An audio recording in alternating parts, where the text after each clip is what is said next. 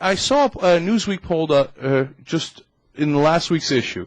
In April 10th of 2003, right after the war started, his popularity was 71%. His popularity today, President Bush, is 31%.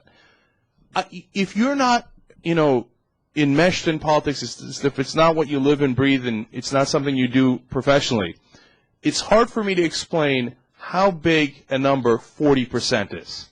Okay, losing 40% of the people is enormous. Yeah. Especially in a day and age when we have a divided electorate, when it's nearly 50-50 on everything, right? Or so we're told.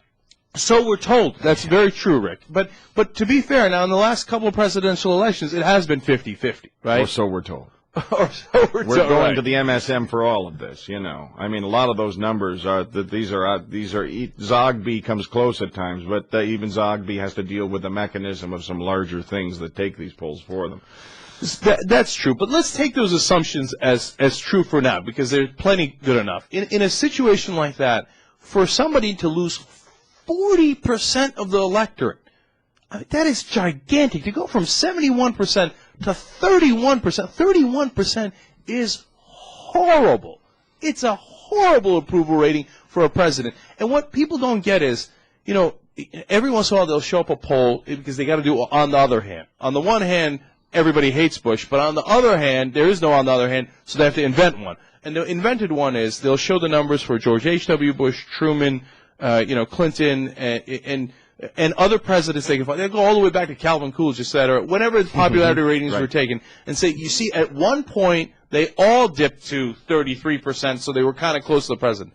But no, but those presidents, if you look at it, they all dipped at some point and came right back up. It was like some big scandal or bad piece of news on top of bad piece of news. They dipped and then they came back up. Second-term blues, then they're supposed to bounce right back out. Yeah. Exactly. What they're not telling you is Bush has stayed there for years now. He stayed there for a year and a half. He started there. We fed false numbers about him from the beginning. We had a gut feeling about this pinhead from day one.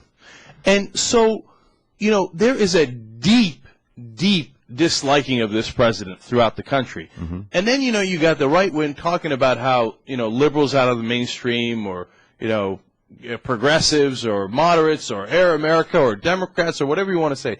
And what they've convinced the mainstream media of, and which drives me absolutely crazy, is the exact opposite of the truth. The truth is he's out of the mainstream. Yeah, that's right. This administration is way out of the mainstream, and they've been out of the mainstream for a long time.